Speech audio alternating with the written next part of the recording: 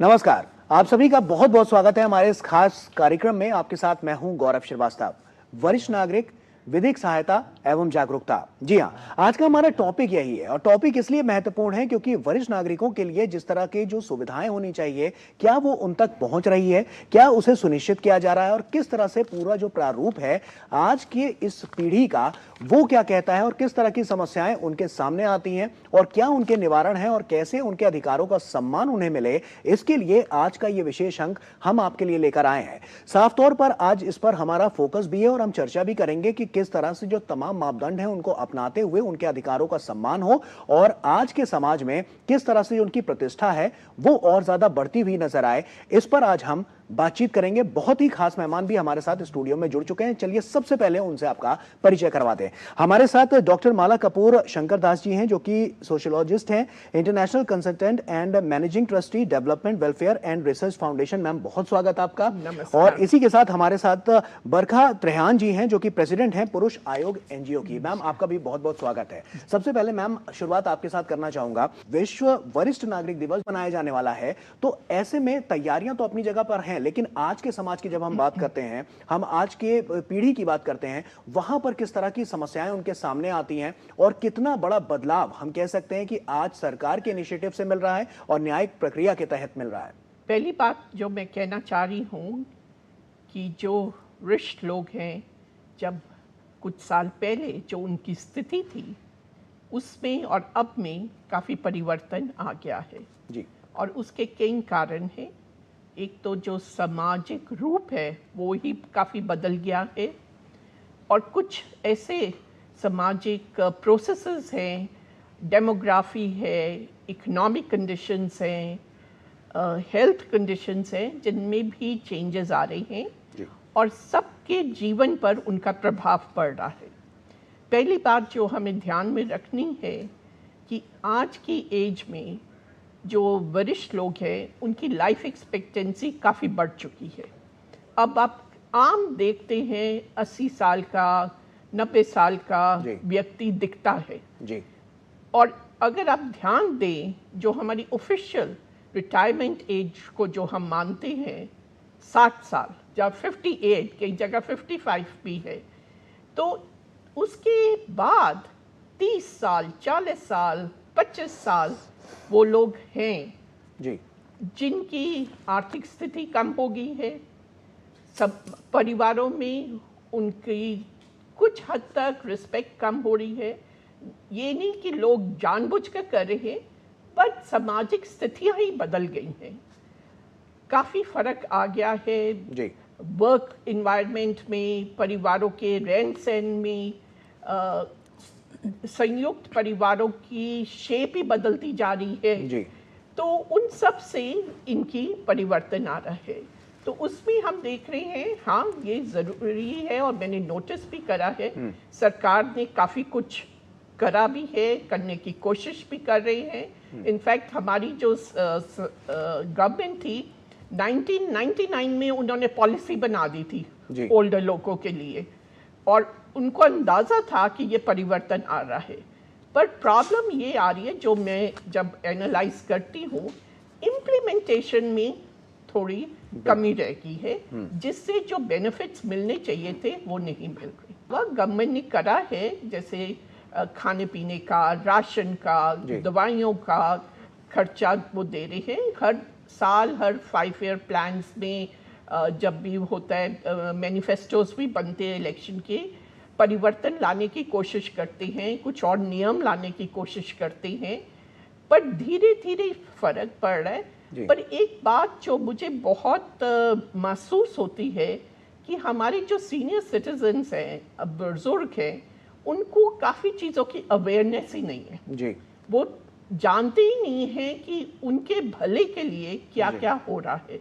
कुछ आम चीज़ें पता है, हाँ जी पेंशन मिल जाएगी, कुछ आम चीज़ें पता है कि हेल्थ में कुछ उनका एड मिल जाएगी, पर हर चीज़ का उन्हें ज्ञान नहीं है। अब मेंटेनेंस लॉ जो आया है, senior parents and senior citizen welfare act 2007 में लागू हुआ था, अभी तक भी इतने साल हो गए, उस पर कुछ अमेंडमेंट्स भी हो रही हैं, काफी लोगों को अभी उसकी जानकारी है ही नहीं है। और वो किस तरह से उसका लाभ उठा सकते हैं, ये सब बहुत कम ज्ञान है। मुझे मैम लगता है कि ये जागरूकता से इसमें बहुत बड़ा एक चेंज निकलता हुआ सामने आएगा, और जागरूकता के लिए सरकार बहुत सारे कदम भी ऐसे हैं जो उठाती हुई नजर आ रही है। बरखा जी, आपका रुख कर रहा हूं और आपसे ये समझना चाहते हैं कि किस तरह की समस्याएं जो वरिष्ठ नागरिक हैं उनके सामने आती हैं, क्योंकि आप एनजीओ को आप देख रही हैं और आपके सामने भी ऐसे तमाम बुजुर्ग आए होंगे, तमाम ऐसे वरिष्ठ नागरिक आए होंगे जिसको वहां पर जो उनकी तकलीफें हैं उसको आपको समझने में भी आसानी होगी, और किस तरह से आप लोग उनकी मदद कर पाते हैं, और क्या समाज के अगर हम दायरे को देखते हुए बात करें तो वरिष्ठ नागरिकों के सामने कौन कौन से ऐसे चैलेंजेस नजर आते हैं? वरिष्ठ नागरिक जो हैं, सबसे पहले तो मैं कहना चाहूंगी वो हमारे देश की धरोहर है जी, और उनका मान सम्मान हम जितना करें उतना कम है। आखिर इतने एक्सपीरियंस लोगों से हम कुछ सीख ही सकते हैं, और उनको क्या चाहिए बदले में? 2 बोल प्यार के। बिल्कुल। तो मैं यहाँ पे ये कहना चाहूँगी, सरकार तो अपने रवैये में बहुत अच्छी रही है। उन्होंने काफ़ी 2007 में भी जो अधिनियम आया था वरिष्ठ नागरिकों के लिए, वो भी बड़ा हेल्पफुल साबित हुआ है। लेकिन बेचारे जो सीनियर सिटीजन्स हैं उनको अपने राइट्स के बारे में नॉलेज नहीं है। तो अवेयरनेस प्रोग्राम्स हम भी करते हैं, औरों को भी करने चाहिए, आप भी आज कर रहे हैं, ये भी एक अवेयरनेस का प्रोग्राम है। तो जितनी जागरूकता हम कर सके इस पूरे मुद्दे पे, क्योंकि वो बेचारे बंद कमरों में, देखिए हम और आप तो बहुत अच्छे से इंटरनेट यूज़ कर लेते हैं, हमें बहुत सारी चीज़ें पता हैं, लेकिन वो इतने टेक्नोलॉजी में अपडेटेड नहीं है। तो पहले तो आप कोशिश करिए घर में, अच्छा ये सारी चीज़ें घरों से शुरू होनी चाहिए कि जो बच्चे हैं, अगर माँ बाप या और कोई भी बुजुर्ग, ये सिर्फ अपने माँ बाप तक सीमित नहीं रहिए, आपके घर में कोई भी आ रहा है, ड्राइवर है उनकी माँ है, या आपकी मेड है उनकी माँ है, या कोई भी है, बाप पिताजी हैं, तो उनको अवेयर कराइए टेक्नोलॉजी से थोड़ा। दूसरी बात है, जो उनकी प्रॉब्लम्स हैं उनको सुनना, आधी प्रॉब्लम तो वहीं सॉल्व हो जाती है। हम एक्चुअली इतने बिजी हो गए हैं अपने लाइफस्टाइल में कि हम उनको सुनना नहीं चाहते। अब देखिए सरकार तो कुछ भी कर ले, जब तक हम सब लोगों का, गैर सरकारी, सरकारी, इंडिविजुअल, सबको आना पड़ेगा साथ, और तब जा कर के इस चीज़ों में जो हम कह रहे हैं इम्प्लीमेंट नहीं हो पा रही या इम्प्रूवमेंट नहीं आ पा रही, तो तभी आएगी जब ये कलेक्टिव इनिशिएटिव लेंगे हम सब लोग और इन बुज़ुर्गों की मदद करेंगे। आप देखिए कितनी माताएं हैं, वो बहुत ज़्यादा सैक्रिफाइस करती हैं पूरी ज़िंदगी अपने बच्चों का लालन पालन में, लेकिन जब ओल्ड एज हो जाती है उनकी, तो किस तरीके से उनके साथ बहुत दुर्व्यवहार होता है, घर में मारपीट होती है, बहुत ज़्यादा अब्यूज़िव उनकी जो बातें होती हैं, जो बच्चे रहते हैं साथ में, वो बहुत टॉर्चर करते हैं, जैसे दवाई नहीं देना, समय पे खाना नहीं देना, उनकी अगर किसी माँ की। आपने ये प्रताड़ना का जो जिक्र किया, तो क्या न्यायिक प्रक्रिया में भी इसके लिए कठोर प्रावधान है कि उसका वो इस्तेमाल कर सकते हैं? क्योंकि बहुत से वरिष्ठ नागरिक ऐसे हैं जिन्हें इसके बारे में नहीं पता है। जी देखिए, न्यायिक प्रक्रिया में तो है, लेकिन ये वरिष्ठ नागरिकों के साथ मेरी बहुत, ये ओल्ड सिटीजन्स के साथ रोज ही मेरी उनके जो कंप्लेंट्स है मैं सुनती हूँ। एक तो बहुत बड़ी ये दिक्कत है कि ये मेरे को तो पूरी बात बता देंगे, लेकिन कोर्ट कचहरी से बहुत डरते हैं, पुलिस स्टेशन से बहुत डरते हैं, कंप्लेंट लिख के फाड़ देंगे। ये अपने बेटे बहू के जो इस प्रताड़ना के बाद भी प्रताड़ना सह लेंगे, मर जाएंगे, रेल पटरी पे जाके लेट जाएंगे, लेकिन पुलिस स्टेशन से इन्हें डर लगता है। इनको एक रिस्पेक्ट जो इन्होंने कमाई होती है पूरी जिंदगी, उसका डर लगता है कि हमारी रिस्पेक्ट चली जाएगी, तो उसके लिए टॉर्चर होते रहते हैं। और प्रॉपर्टी डिस्प्यूट्स में तो अक्सर इन्हें टॉर्चर किया जाता है, और वो आजकल घर घर की कहानी हो गई है। तो इनके साथ मिल कर इनको हौसला बढ़ाने की ज़रूरत है कि आप करिए, हम आपके साथ खड़े हैं। ऐसे कितने एनजीओज हैं, तो आना चाहिए कि कितने लोग हैं जो प्रो बोनो केस लेना चाहेंगे। अब ये पैसे भी नहीं खर्च करना चाहते। क्या एक वजह ये भी है, जो मेरे जहन में सवाल आ रहा है, क्या एक वजह ये भी हो सकती है कि बेटा ना बिछड़ जाए, बहू ना छूट यस जाए। यस ये एग्जैक्टली, क्या यही एक बड़ा यही है, रिस्पेक्ट चली जाएगी घर की। मेरा बेटा चाहे जैसा भी है, मेरी बहू चाहे जैसे भी है, मैंने यहीं एडजस्ट करना है, इन्हीं के साथ रहना है, इसी को कंटिन्यू करते रहते। आप सोचिए मेडिसिन नहीं मिल रही है, मेडिसिन की जगह मार पड़ रही है, हम मार पीट को सह रहे हैं, मेरे तक आकर के मुझे बता करके उसके बाद फुल स्टॉप, उसके बाद आगे नहीं जाना है। तो इनको प्रिपेयर करना पड़ेगा लीगल बैटल के लिए, जो कि मैं हमेशा कहती हूँ कि ये फाइट लीगल है, क्योंकि अब्यूज हमें नहीं सहना, चाहे वो किसी का भी, कोई महिला हो, पुरुष हो, कोई भी अब्यूज ना सहे। खासकर मेरे देश की धरोहर जो सीनियर सिटीजन्स हैं, जो वरिष्ठ नागरिक हैं, वो क्यों अब्यूज सहे? उन्होंने इतना गोल्डन पीरियड काम करके, बच्चे पैदा करके, बच्चों को इस लायक बनाया है। अच्छा, सिर्फ यही नहीं है, बाहर भी जा करके कई बार वो कई कामों के लिए बाहर जाते हैं तो उन्हें दुत्कार दिया जाता है, तो वहाँ पर भी इनको बहुत ज़्यादा ये डाउन फील करते हैं, ये ओपन अप नहीं होते। तो इनका सहारा बनने की ज़रूरत है बहुत लोगों को। देखिए हेल्पलाइन नंबर है, हेल्पलाइन नंबर है, मैं कह रही हूँ वहाँ है, कंसल्टेंसीज भी हैं जो जिससे कंसल्ट किया जा सकता है। लेकिन अब सवाल ये है डॉक्टर माला, मैं आपके पास आऊँगा कि कैसे उन तक ये बात पहुंचे, वो कहाँ जाएं, क्योंकि वो क्लूलेस होते हैं, उनको नहीं पता कि वो किस दिशा में जाएं। तो ऐसे में उस दिशा में कदम उठाने की, किस तरह से उस नियम को फॉलो करने की जरूरत है जो समाज में एक बड़े बदलाव की ओर इशारा करता हुआ नजर आ रहा है। देखो, एक बात तो है जी, इंडिविजुअल लेवल पर ठीक है, आप इनको जागरूक कर सकते हैं जी, बट उसके साथ परिवारों में, कम्युनिटीज में भी ये जागरूकता लानी है। हम देखते हैं स्कूलों में, कॉलेजेस में अब कई प्रोग्राम्स हैं जहां हम यंगस्टर्स को इन्वॉल्व कर सकते हैं, उनको ओल्ड एज होम्स में भेजकर उनको अवेयर करा सकते हैं क्या समस्याएं हैं, और उनकी कॉन्शियसनेस को हम बिल्ड कर सकते हैं किताबों के थ्रू, घरों में कैसे उनसे व्यवहार करना चाहिए। अब काफ़ी स्कूल्स, कॉलेजेस जैसे ग्रैंड पेरेंट्स डे बनाने लग गए हैं, और गवर्नमेंट भी इन चीज़ों को इनकरेज कर रही है, तो ये सब ठीक से परिवर्तन ला सकते हैं। मीडिया बहुत इम्पोर्टेंट रोल प्ले कर सकता है। मीडिया बहुत बारी बहुत गंभीर समस्याओं को लेकर आगे आते हैं, पर मैं ये भी चाहती हूँ कि काफ़ी सीनियर सिटीजन्स, बुजुर्ग लोग हैं जो बहुत कुछ कर रहे हैं, हमें उनकी भी चर्चा करनी चाहिए, सो दैट उनकी रिस्पेक्ट, एस्टीम समाज में बढ़े। लाइवलीहुड की स्कीम्स गवर्नमेंट ने शुरू करी हैं, वो इन तक पहुंच रही हैं, बट घरों से भी इनको क्या कहते हैं इनकरेजमेंट मिलनी चाहिए। और कुछ अभी भी बुजुर्ग हैं जो हेजिटेट कर जाते हैं, उनका कॉन्फिडेंस लेवल बढ़ाना है। एनजीओस काम कर रही हैं हेल्थ, और दूसरी बात में ये बहुत हेल्थ काफ़ी इम्प्रूव हो गई है। अब आप देखते हैं 70 साल तक, 80 साल में काफ़ी लोग हैं जो चलते फिरते आपको नज़र आते हैं जी। अब उस चीज़ को भी हमने देखना है कि उनकी जो हेल्थ है, बट लोगों को अभी भी जानकारी नहीं है कि अपनी हेल्थ को कैसे प्रिजर्व किया जाए।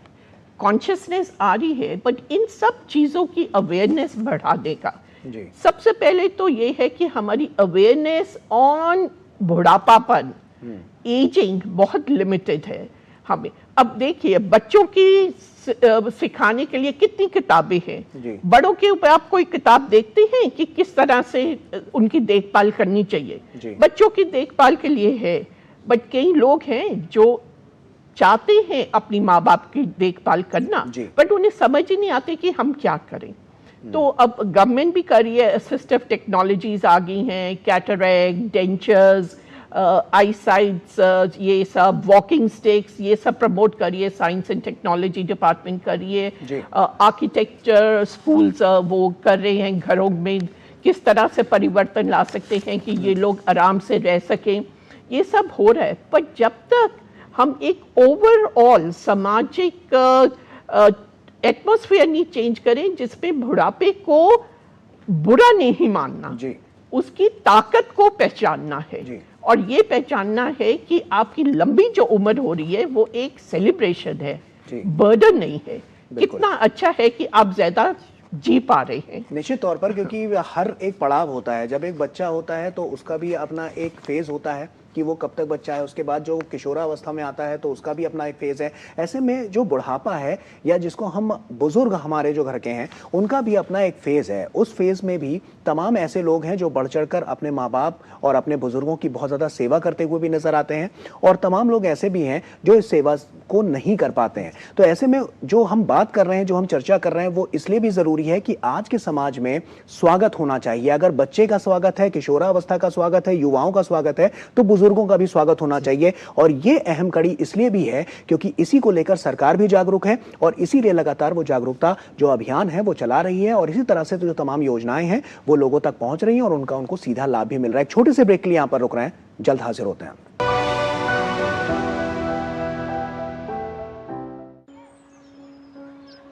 चाचा प्रणाम। प्रणाम। चाचा ड्यूटी जा रहे हैं, बिटिया का ध्यान रखिएगा।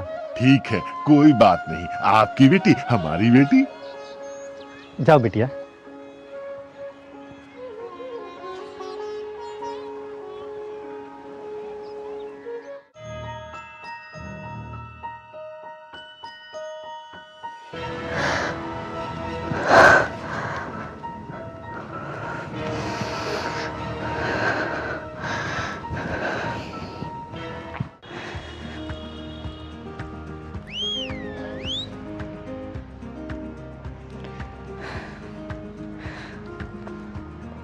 ओए होए कहाँ चली?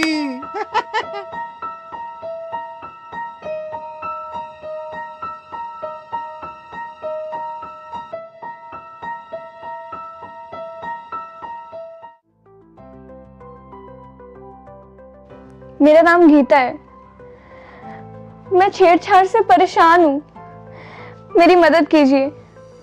भारत में कई ऐसे कानून हैं जो महिलाओं एवं बच्चों के सशक्तिकरण एवं संरक्षण के लिए बनाए गए हैं। अगर आपको और सहायता की जरूरत है तो कानूनी सलाह के लिए लीगल एडवाइस को चुनें और कोर्ट में वकील के प्रतिनिधित्व के लिए लीगल असिस्टेंस पर क्लिक करें। अगर आपको अब भी किसी मानवीय सहायता की जरूरत है तो आप हमारे इस टेली फैसिलिटेशन सर्विस के तहत IVRS बेस्ड हेल्पलाइन सॉल्यूशन को चुन सकती हैं। इसके लिए आप 14454 डायल करें। धन्यवाद।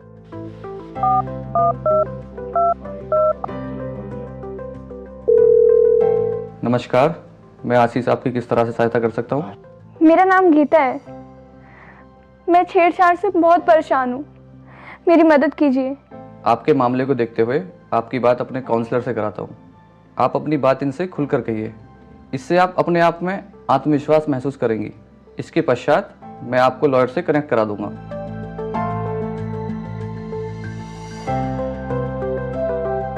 लोगों तक न्याय की पहुंच को और आसान करने के लिए न्याय विभाग भारत सरकार की पेशकश न्याय सेतु, एकदम गोपनीय और सुरक्षित माध्यम जिसे समाज के सभी वर्गों के साथ साथ खास तौर पर दिव्यांगों, महिलाओं, बच्चों और वरिष्ठ नागरिकों सहित सभी जरूरतमंदों को ध्यान में रखकर डिजाइन किया गया है। न्याय सेतु एक ऐसा प्लेटफॉर्म जहां कानूनी जानकारी, टेली लॉ और न्याय बंधु की सभी सेवाओं का है समागम। न्याय सेतु, सभी होंगे अब और सशक्त। न्याय पाने की राह अब होगी आसान। न्याय विभाग भारत सरकार ने टेली लॉ और न्याय बंधु योजना का एकीकरण कर दिया है। सिर्फ एक रजिस्ट्रेशन से इन दोनों सेवाओं का लाभ ले सकते हैं। डाउनलोड करें tele law for citizens mobile app, लाभार्थी के रूप में रजिस्टर करें, अपनी जानकारियों को भरते हुए दस्तावेज अपलोड करके अपना प्रोफाइल तैयार करें, अपने मोबाइल नंबर और उस पर प्राप्त हुए पासवर्ड द्वारा लॉगिन करें। डैशबोर्ड पर अन्य विकल्प और विवरण की जानकारी लें। जिस केस पर आपको कोर्ट में वकील की जरूरत है उसे चुनते हुए request for advocate assistance in court matter पर क्लिक करें। कंटिन्यू पर क्लिक करते ही आपका मामला न्याय बंधु प्रो बोनो पर फॉरवर्ड हो जाएगा। केस सेक्शन में टेली लॉ से फॉरवर्ड हुआ वो केस दिखेगा जिस पर आप अपनी इच्छा अनुसार वकील कर सकते हैं। आपके वकील द्वारा उठाए जा रहे हर कदम की जानकारी आपको आपके मोबाइल पर नोटिफिकेशन द्वारा उपलब्ध होती रहेगी। तो आज ही इस इंटीग्रेटेड सेवा का लाभ उठाएं।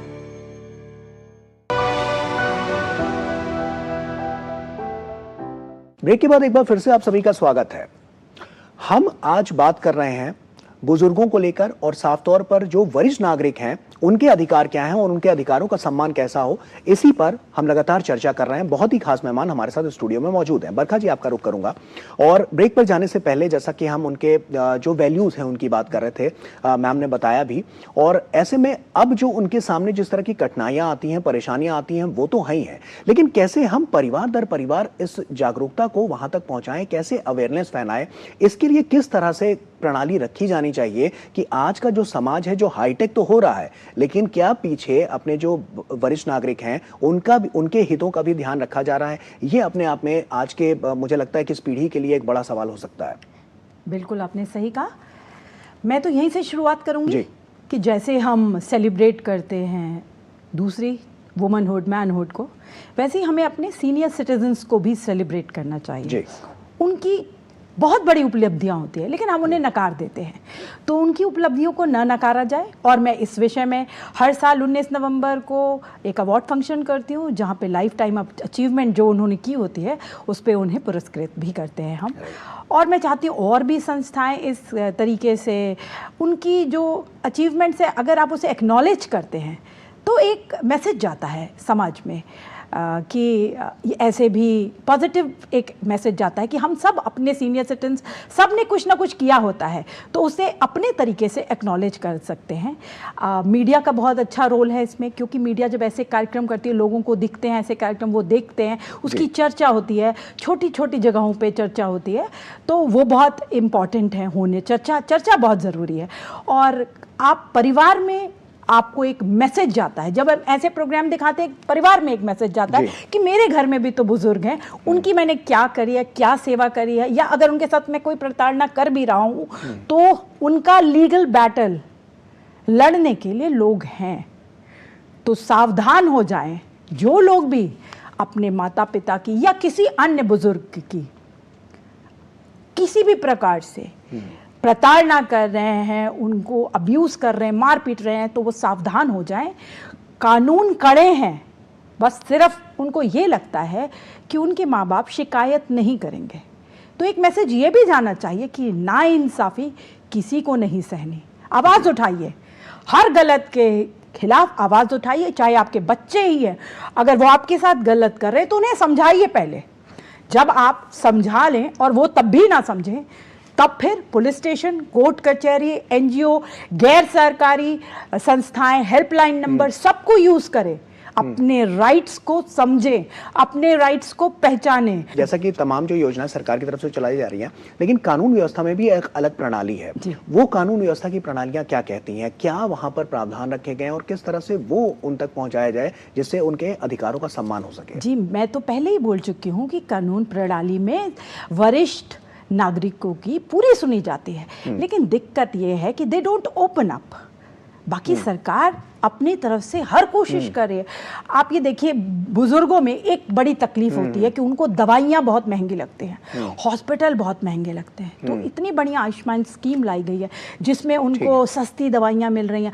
आधी चिंता तो उनकी दवाइयों की होती है, वो चाहते हैं कि हम बर्डन ना बने किसी के। तो सरकार का ये बड़ा अच्छा इम्पोर्टेंट फैक्टर है। लेकिन डॉक्टर माला, ये भी बहुत जानना जरूरी है, क्योंकि लोगों को अपने जो अधिकार उनका कैसे सम्मान हो, न्यायिक व्यवस्था में इसके लिए भी तमाम प्रणालियां हैं। तो क्या वहां पर भी इस तरह से जो तमाम स्कीम चल रही हैं, जो योजनाएं चल रही हैं, उनका लाभ उन तक पहुंचे? और अगर इस तरह की कोई स्थितियां होती हैं जो उनके फेवर में नहीं जाती हैं, तो वहां पर कानून प्रणाली में आगे बढ़कर वो किस तरह से अपने अधिकारों का सम्मान पा सकते हैं? देखिए, एक चीज़ जो मैं देख रही हूँ और बहुत अच्छी बात हो रही है, सीनियर सिटीजन्स एसोसिएशंस बहुत बन गई हैं। हर सिटी में, हर टाउन में आप देखते हैं, और ये लोग मिलकर एनजीओज के साथ, गवर्नमेंट के साथ काफ़ी सुविधाओं के लिए आगे बढ़ रहे हैं। और गवर्नमेंट भी जो कानून के थ्रू, जैसे ओल्ड एज होम्स खोलना चाह रहे हैं, जहाँ उनका कैसे अकाउंटेबिलिटी होनी चाहिए, उनमें क्या सुविधाएं होनी चाहिए, ये सब पर कानून काफ़ी अब जोरों से आ रहा है। हमने स्टैंडर्ड्स बनाए हैं ओल्ड एज होम्स के कि ये जो बुजुर्ग लोग हैं ये किधर ऐसे छोड़े नहीं जा सकते, उनका रहने का पूरा इंतज़ाम होना चाहिए। जैसे इन्होंने कहा, दवाइयों का पूरा इंतज़ाम गवर्नमेंट ने बनाया, प्राइमरी हेल्थ केयर में काफ़ी हैं, इतने जेरियाट्रिक क्लिनिक्स अब खोलने की कोशिश करी जा रही है और ये सब जागरूकता बढ़ेगी। और इसके साथ अगर परिवारों में भी लोगों को लगे और ये किताबों के थ्रू, टेलीविजन के थ्रू, डॉक्यूमेंट्रीज के थ्रू, समाचार के थ्रू आए कि बुजुर्ग लोग जब एक उम्र में पहुंचते हैं उनकी क्या क्या तकलीफें हो सकती हैं, उनमें क्या क्या प्रिकॉशंस लेनी चाहिए, हमें अपनी एजिंग को किस तरह से सक्सेसफुल बनाना चाहिए, तो ये सब जागरूकता आनी चाहिए। रेजिडेंट वेलफेयर एसोसिएशंस भी अब काफ़ी काम कर रही हैं इन चीज़ों में, जहां वो सामान देते हैं और एक्टिविटीज़ करते हैं। अब प्रोग्राम्स करने चाहिए जिसमें सीनियर सिटीजन्स पार्टिसिपेट, क्या वो सारा टाइम घर में ही बैठे रहेंगे जी। उनके लिए काफ़ी होना चाहिए, म्यूज़िक है, डांस है, आपस में बातचीत करने के पार्क्स में जगह होनी चाहिए। तो ये कि लोगों को होना चाहिए कि इनके भी अधिकार हैं जीवन का मजा लेने के लिए। बिल्कुल। और ये जीवन का जो मजा है ये एक उम्र में खत्म नहीं हो जाता। और कई बार आप देखते हैं शादी पर जाना है तो बुजुर्गों को घर छोड़ दिया। ये सब परिवर्तन लाने के लिए अवेयरनेस चाहिए और ये हो रहा है स्कूल्स में, कॉलेजेस में, अब तो वर्क प्लेसेस में भी। एक मैंने और हमारे कुछ हम लोग गवर्नमेंट को सजेशन दे रहे थे, आप चिल्ड्रन के क्रैशेस बनाते हैं, ओल्ड एज के भी क्रैशेस बना दीजिए कुछ, जैसे पेरेंट्स को जो देखभाल कर रही हैं कितनी छुट्टी लेकर वो देखभाल करेंगे। अगर ऑफिस जाने कुछ उनके भी पैटर्निटी लीव आप दिलवा दीजिए, ग्रैंड पेरेंट्स केयर लीव दिलवा दीजिए, जिससे कुछ सुविधाएं बढ़ती जाएंगी। बिल्कुल। और उनको आराम मिलेगा और एक उससे जो नजरिया भी है बदलेगा, जो लोगों को लगेगा कि इनके अधिकार हैं, इनको मिलने चाहिए और हमें उस तरफ बढ़ना है। बिल्कुल। तो ये सब, और जैसे बुजुर्गों को खुद भी मांगना पड़ेगा कि हम ऐसे नहीं बैठेंगे, हमें अपना हक जमाना है। और हक का तमाम मतलब इसी के लिए व्यवस्थाएं जो हैं वो सरकार की तरफ से की गई हैं और न्यायिक प्रणाली में भी बहुत सारी ऐसी व्यवस्थाएं हैं जो उनके लिए की गई हैं, जो उनके लिए है, उनके हक के लिए है और आने वाले समय में उनको अपने जो अधिकार है उनका सम्मान मिल सके उसके लिए है।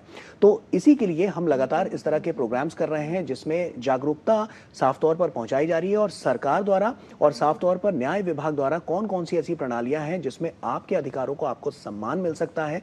तो उसी से जुड़ा हुआ हमारा ये आज का खास कार्यक्रम था। इसी के साथ फिलहाल इतना ही। आप हमारे साथ जुड़े, डॉक्टर माला आपका बहुत बहुत शुक्रिया, बरखा जी आपका बहुत बहुत शुक्रिया यहाँ पर लोगों को जागरूक करने के लिए और तमाम बातचीत हमसे यहाँ पर करने के लिए। और इसी के साथ फिलहाल हमारे इस खास कार्यक्रम में इतना ही। हमारी पूरी टीम को दीजिए इजाजत। नमस्कार।